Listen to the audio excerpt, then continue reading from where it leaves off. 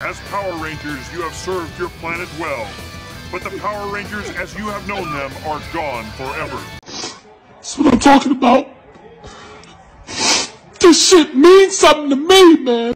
That's not a stand that's meant there to display these for history. What you're looking at is an auction block that's meant to demonstrate at SDCC, that's San Diego Comic-Con, that these are for sale. That's right. You're looking at an auction display from Heritage Auctions at SDCC that's advertising the suits that were made for the Once and Always special, the Power Rangers Once and Always special that was made in concert with Netflix, the notoriously terrible one that honestly should have never been made. It was very silly. It was very backwards, and there's no way in hell a bunch of 50-year-olds are throwing around Sentai villains. I'm sorry, it's not happening. Power Rangers is a great concept, but Grandpa and Grandma do not belong in spandex. I'm just telling you. Grandpa and Grandpa, yeah, well, in Billy's case, Grandpa and Grandpa. Anyway, what you're looking at, too, is that is the Zed costume that was made for the Dino Fury and Cosmic Fury series that effectively sucked the last bit of life out of the franchise. So we want to find out, though, what happened? What is going on? Why are these being sold? So the story begins not too long ago when we found out that Hasbro reportedly never wanted Power Rangers. That's right. Earlier this year, a conference call with Chris Cox, the guy that's currently running Hasbro, the guy at the top, he let us know that the previous CEO just bought it up. Much like Bob Iger likes to go around buying up properties, so too did the previous runner. I can't pronounce his name, so I'm just going to say the previous guy at Hasbro, the previous CEO. That fella bought up Power Rangers, and he wanted to do something with it. Similarly, they wanted to do something with the E1 studio. As you know, that's where Peppa Pig came from. But in reality, all they ended up doing was gutting the E1 studio and selling the assets from that to Lionsgate. That's right, the Lionsgate. Sorry, my brain went blank about that. But what we found out from that conference call, where all that information came from, is that when that purchase happened, there was no consulting with research and development. Meaning the guys that are usually tuned with making G.I. Joe and Transformers toys, right? And knowing those demographics and who's interested in buying those, suddenly got hit with the entirety of what Bandai had been making for the Power Rangers brand while it was under Neo Saban's control and previously Disney's control. So here we are. We now have a toy company that didn't know it was going to be making Power Ranger toys, suddenly making Power Ranger toys. And apparently, the rest of the company didn't want it either. So the problem with the Power Rangers brand is that it is a brand in decline when Hasbro bought it. The issue, in my opinion, has always been that Power Rangers itself didn't evolve. It behaved as though it was still 1993 and it was the only action show for kids on television. It completely neglects that now we have Dragon Ball Z, we have Ben 10, Ninjago, we have, I'm only naming the ones I know don't have a pedophile attached to them. If you know out there that there are other properties that don't have pedophiles attached to them, please feel free to let me know. But I feel really nervous now that Mighty Magisword guy came out and we found out he had 16 terabytes of child abuse programming on his computer. I'm a little nervous about saying, like, modern television, programs for kids, right? So I stick to things I know didn't have anybody screwy-Louie involved with them when I was younger anyway.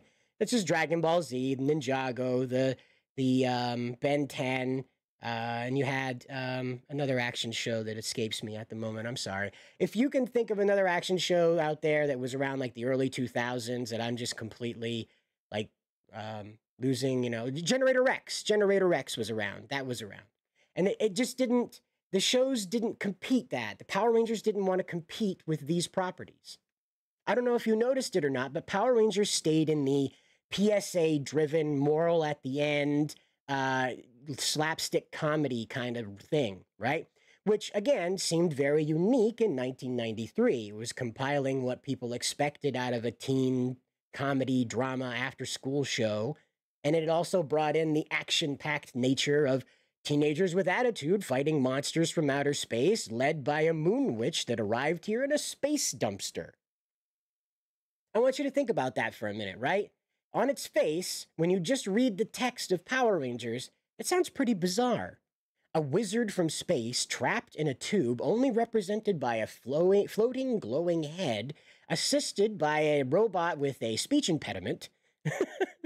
And they've done battle for centuries with this moon witch who, until NASA went up there and popped open the lid on her space dumpster, had been sealed away for thousands of years.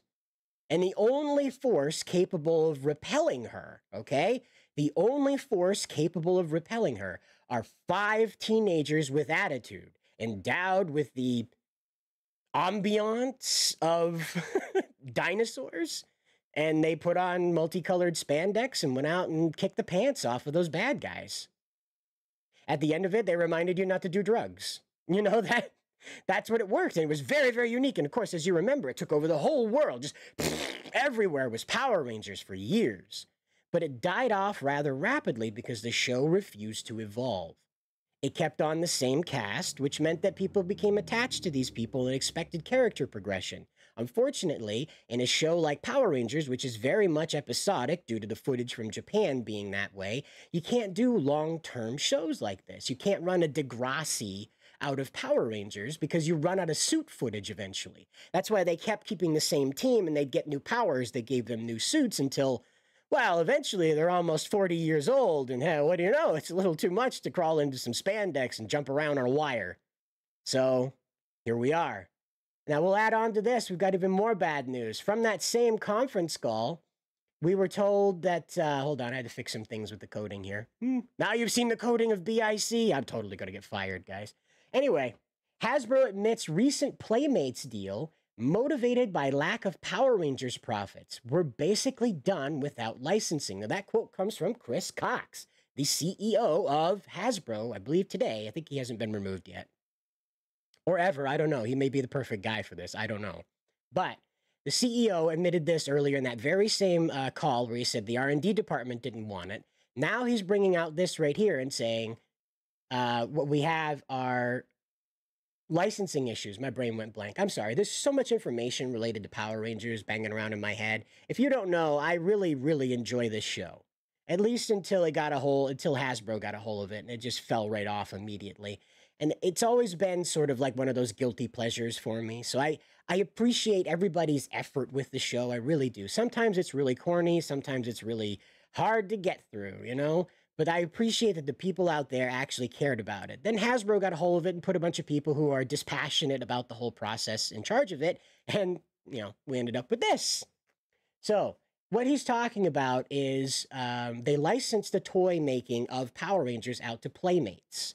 They are no longer making Power Rangers toys in-house at Hasbro. Now, Playmates is a competitor, and you might be wondering why they made this decision. Well, this is one of them right here. This Cosmic Fury was a horrible mess, and they should have never, ever, ever, ever, ever, ever, ever have done it. This is the effort by Hasbro to create 90% American footage and only use the giant robot footage from Japan.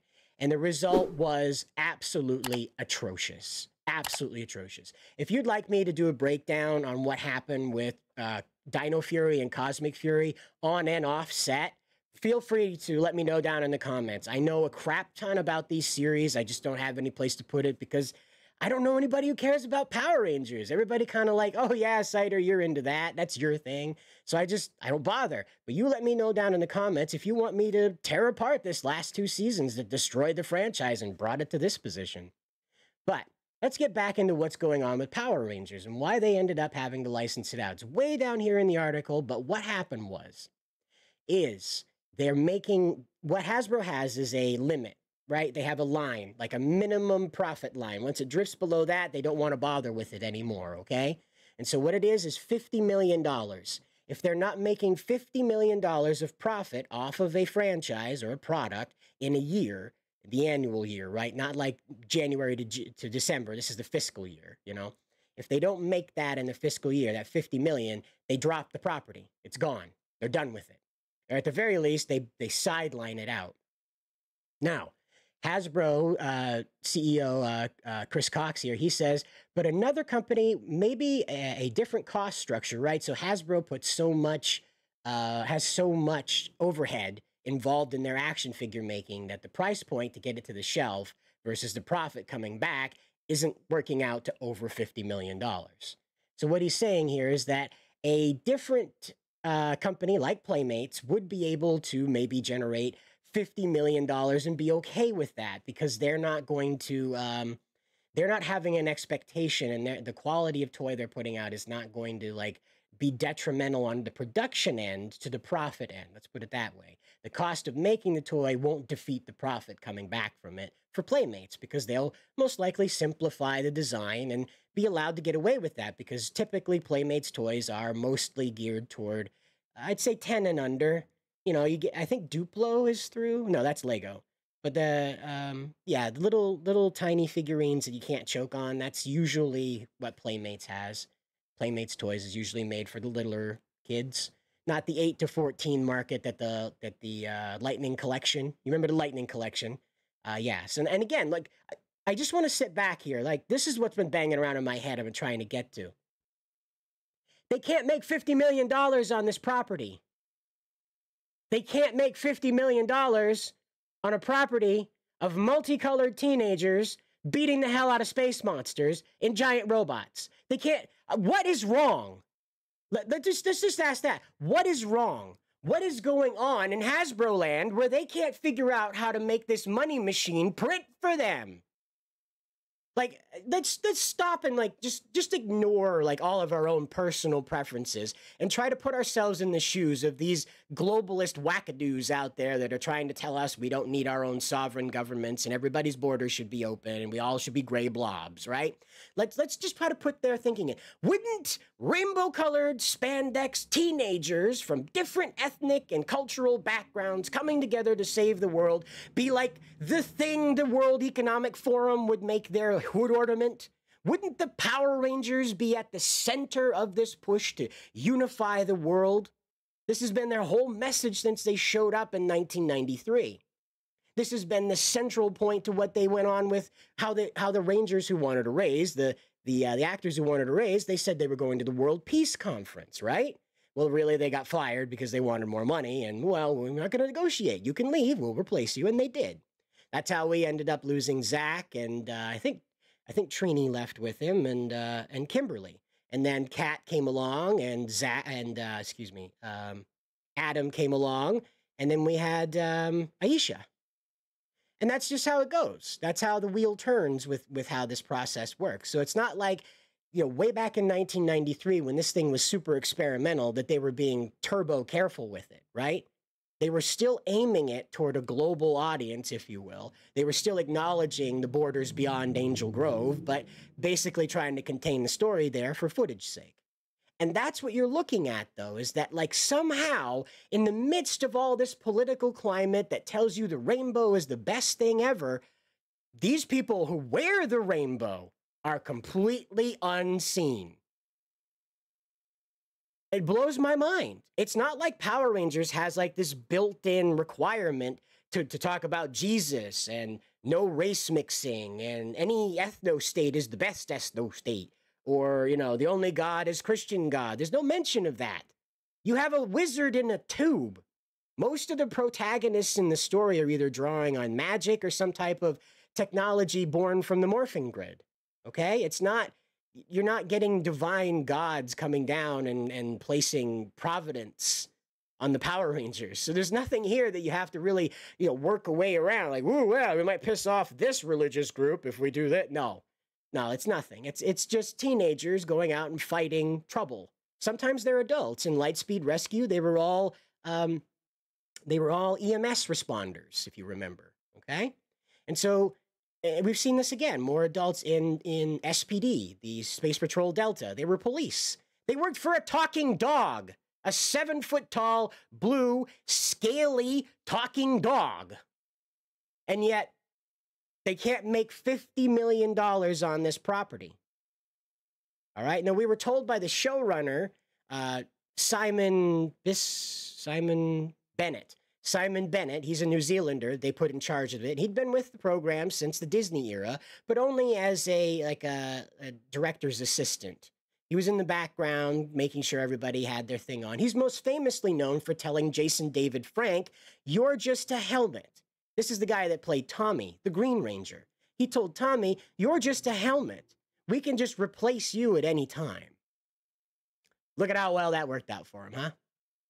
And also, Simon Bennett told us that he hates Sentai. As soon as he was off the project, as soon as Hasbro let him go and they ended their run, he went out on Twitter and he explained to everybody, "I don't like Sentai. I think it's hilarious. I think it's stupid. I laugh at it. And I don't want anything, I don't take it seriously." So ta-da, the show sucks for the 2 seasons he was in control with, and it killed off what little appeal the show had left. Because again, as I explained earlier, right?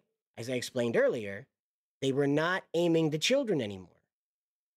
They had started to push into this agenda-driven stuff. It came out in 21 that Hasbro was pushing CRT inside of their workings, that everybody had to embrace CRT in their works and move that forward. And so this was brought up by Veritas before O'Keefe left. So you feel free to Google that, check it out, bring it up. But this is what you're dealing with, is Hasbro embraced every bad idea, and there you are. Power Rangers is done. It's over with. Yeah, young adult, and even now, Netflix stepped out on them, right? I forgot about this part because I got so in my head about Power Rangers. You forgive me, I just know this stuff like the back of my hand, and I'll get to it in a bit, okay? I'll explain just after this part what's going on. So, the young adult reboot of Power Rangers is dead at Netflix. Hasbro reportedly seeking a new creative direction for the series. So what this means is, right? What this means is that Power Rangers was attempting to reboot under the guise of Netflix. They had teamed up with them. A gentleman named Jonathan Entwistle was brought into the project. He was, I believe, involved with some of the X-Men TV shows that never came to be. And so he was brought in to, I believe what they were aiming for was like a Riverdale-style Power Rangers, where they were using the suits in a more Buffy-style fashion, that they were fighting in the dark and they were fighting, you know, more horrific monsters, you know. But this, again, was all speculation. Entwistle himself never came out and clarified anything about the series. They never even produced a casting list. They never even produced, like, this is an overall idea. In 6 years, they never produced a script even. And so now this is over with. And Entwistle, because he was brought on for the Netflix property, has been completely sent out of the Hasbro thing. So all the work they may have done, gone to the wind now, completely gone. These are massive, massive holes in their operation. Massive holes. And so now we find out what's actually going on. The Heritage Auction is at SDCC advertising that you can buy the Power Rangers franchise itself. You can buy assets from it or all of it if you'd like. This person here, Sentai 5, brings up the advertisement here and shows us a scene from the show. This is from the first episode of Power Rangers Zeo. And this is when they're in the power chamber. This is what happened is that the command center was blown up by Rito, who is the younger brother of Rita, and Goldar. And they were kind of some bumbling idiots and placed the bombs in wrong places, but it still worked. And it was the basement of the command center because, of course, the command center has a basement. I mean, where else are you going to put all your not used Power Ranger stuff? I don't know. It was a children's show, okay? And so they put the bombs in there. It blew up the command center. And all of us watching the show were like, it's over. Alpha and Zordon are dead. The Power Rangers can't be Power Rangers without them. The power's gone. Of course, you have like Rita and her group cackling and Lord Zed's cackling, and it's all over with. Well, in the next episode, we find out that Zordon and Alpha had built a secondary command center, and they call it the Power Chamber. And unfortunately, due to what's happened with the power coins being crushed by Lord Vile, the Power Rangers can no longer transform into the suits that you see here. And so Zordon's line, as is in the beginning of this clip here, in the beginning of this video, the Power Rangers, as you knew them, are gone forever. Okay? Hasbro is liquidating this stuff. You got Ranger Board, the most popular place to come and talk about Power Ranger stuff, at least in the USA. I don't know about Canada, England, Germany, whatever. But here in the USA, this is the most popular website to go talk about even leaks and hear about what's going on in the Japan end of this, the Super Sentai side of Power Rangers, where the footage comes from, the suited footage, and the robots come from. And so they wrote, want to own some Power Rangers history? The Lord Zed suit from Dino Cosmic Fury, the Mighty Morphin Power Rangers, and Robo Snizzard. Yeah, that's real. From Once and Always are up for auction. They're currently on display at the Heritage Auction booth at this place in Ohio. I'm sorry, they're not at Ohio. I'm sorry, I said San Diego. I meant that they're in Ohio. My apologies. Got it wrong. My apologies. So you might be wondering, what is going on with this Heritage Auction situation? Why do they have all this memorabilia mixed together? Well, here it is. In the process of advertising that they're at this show in Cleveland, here is the announcement that Heritage Auctions will be having a first ever all Power Rangers auction encompassing decades of props, costumes, and memorabilia. I'm sorry, Power Rangers is dead. They are marketing off the corpse of it now to try and reclaim some money so they can keep making Transformers toys that transform themselves, because you don't have time to transform them anymore. They're going to put money into these new Transformers movies and money into these new G.I. Joe things. And this is what a Twitter poster had to say about it online, is that most likely what happened was Hasbro decided they didn't want to elevate Power Rangers up to being the boy brand that it once was. And instead, they decided they would just slowly fade it out so there wasn't competition on the market anymore for Transformers and G.I. Joe. Because when you think about it, Power Rangers have special vehicles. They have giant robots that transform into other things and combine, right? And what do the Transformers do, right? What does G.I. Joe do? He rides around, got special weapons, got special vehicles. There you go. And so that's what Hasbro decided eventually, was to just erase competition rather than passing it on. So this is what it is. The picture here is just a picture of their booth. It's not a picture of the Power Rangers stuff. And this auction has yet to be announced, okay? There's no set date. When you go over to the Heritage Auction website, you will see that Shuki Levy, who did a lot of the music for Power Rangers, a lot of the stuff that wasn't Ron Wasserman's, go, go, Power Rangers, that kind of thing. But Shuki Levy handled, like, the battle music, the like, giant robot stuff, and I think he did, like, the Go Green Ranger and White Ranger theme songs. I could be wrong. I think that was him, though. But Shuki Levy is also very important to the, like, 60s to, like, middle 90s cartoon music genre. The guy gave us the Thundercats. He gave us Silverhawks. He gave us He-Man. This guy is like a pillar of children's entertainment music, okay? And so him owning these makes sense. He's liquidating them now, though, at the same time as the Heritage Auction is being talked about happening with the Power Rangers stuff. And so my guess is everybody's being told that Power Rangers has come to the end, that there will be no sell-off, no one will pick up the brand again, and that Hasbro is simply going to vault it. Because why would you sell out? Why now? Why right now, when they're announcing this? Why would you suddenly go and sell your suits? And I believe I can show you one of them. Power Rangers red suit. Let's just take a look here. No, whatever. Screw it. One of these was Shuki Levy's. I'm going to try and see if this is one of them. Nope, it wasn't. Sorry. Apparently that auction passed and I can't take a look at it, but it wants my information. Screw you. But anyway, you go over to Heritage Auctions. If you're not familiar with what this website is, right, this is basically an eBay store. It's not a store itself, but it's like an eBay kind of clone, right? It has a lot more officiation to it because it's selling things that are between collectors instead of people finding stuff in their attic and deciding to liquidate it.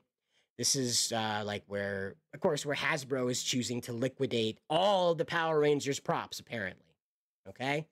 We reached out to Bounding in the Comics. We reached out to Heritage Auctions for a comment on this, and they had intended to reply, and perhaps the hour got away from them and they just ran out of time and didn't get back to us. So it's unclear if these are just the Netflix assets that were put together, if this is just Hasbro's assets, or if this is the entirety of what has been accumulated in the United States since, or perhaps New Zealand as well, what has been accumulated between the United States and New Zealand over the past 30 years.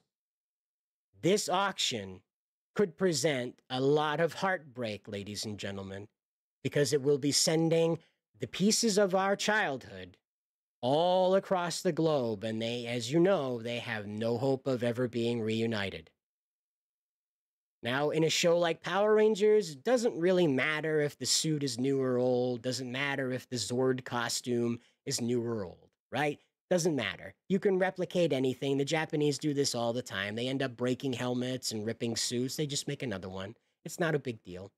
The situation is, though, is that this stuff is not going into the Smithsonian. Some of it might. Smithsonian, like, buyers might be present. I asked Heritage about this when I wrote the email to them, and they were indicating they wanted to answer, so I don't know what happened. But my assumption is that they do have some type of business with Smithsonian and other, like, cinema historical preservation societies that will be present at the auction to buy these. But they will not be buying the whole collection.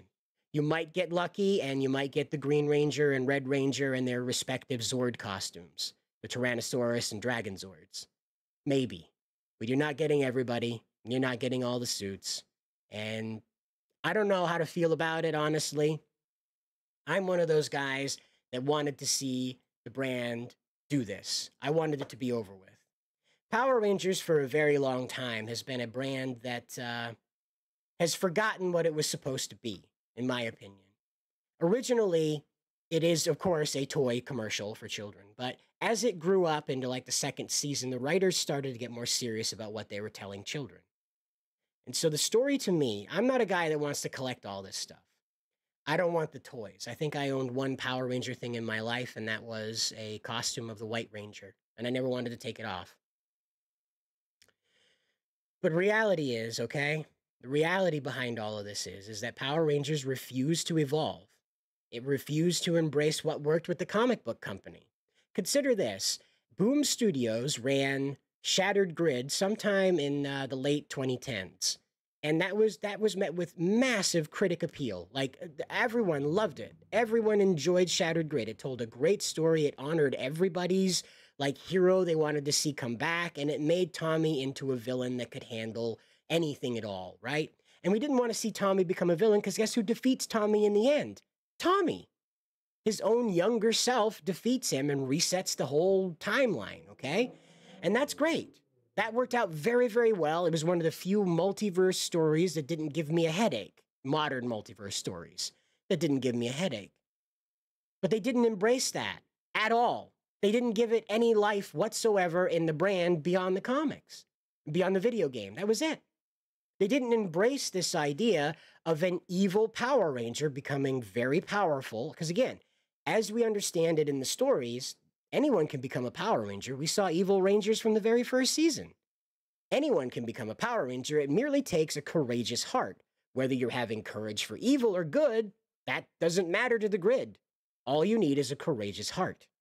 And that's what happens with these guys, is that it teaches kids like you as an average person, you without the powers of Krypton, without the billions of Bruce Wayne, without the blessings of the Greek gods like Diana Prince, you, as an average person, with a small device in your hand, can become the avatar of justice on Earth. That's what Power Rangers was expressed to children as, that you, as a regular person, have the power to change the world. You may not need a multicolored spandex suit and a giant robot to do it, but you, as an average person, have the ability to go out into the world and do good. Because we saw the Power Rangers doing that. When they weren't fighting the monsters, they were out in their community, spending time with younger kids, doing the Big Brother, Little Sister programs. They were teaching people how to do gymnastics and how to do karate, martial arts. This is Billy's arc. This is how he met Jason. He wanted to learn how to defend himself because he was being bullied. and Jason taught him. And it was very hard because Billy wasn't coordinated.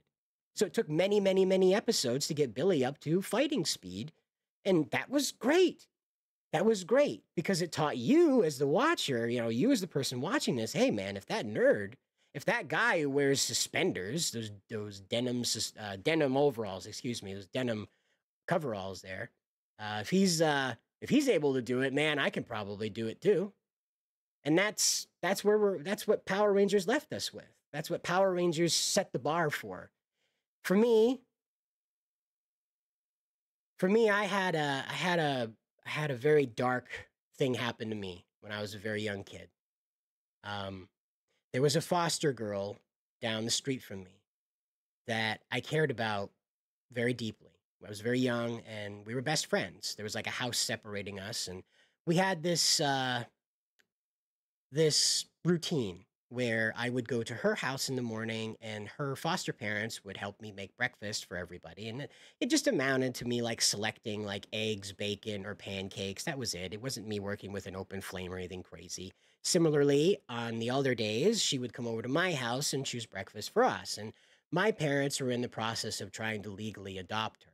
They liked how we were getting along. And what happened is that another family won the bid for that child. I had no idea such a thing existed, but apparently if one family will win out over another for minor reasons, and that's just how it goes. What happened with her, though, is that she was taken away rather brutally. What happened is I was on my way to her house to do the breakfast routine, and she was taken by the state. A blue van pulled in, and two large fellas went into her home, grabbed her by the ankles and the wrists, and took her out. The last word she said to me before 19 years went by was, "Don't let them take me." Okay? And for 19 years, I searched for her every day. I popped open the phone book in the hopes that for whatever reason, they listed a child's name in the phone book. When Facebook showed up, when MySpace showed up, I was there searching there trying to find her. It was 19 years before I was able to reconnect with her, and by then we were adults.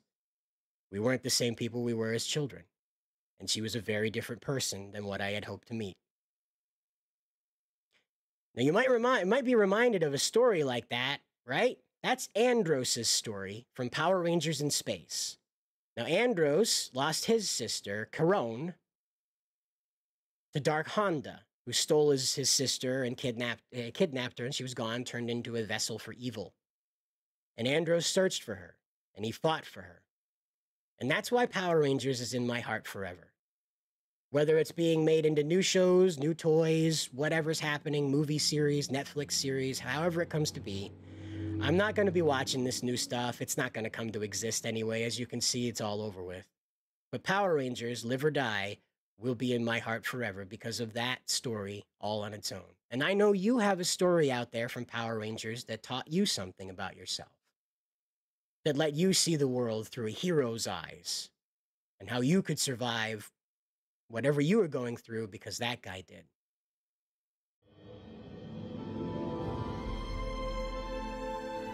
I know this is a little late, but I'm writing to you guys to let you all know that I'm okay.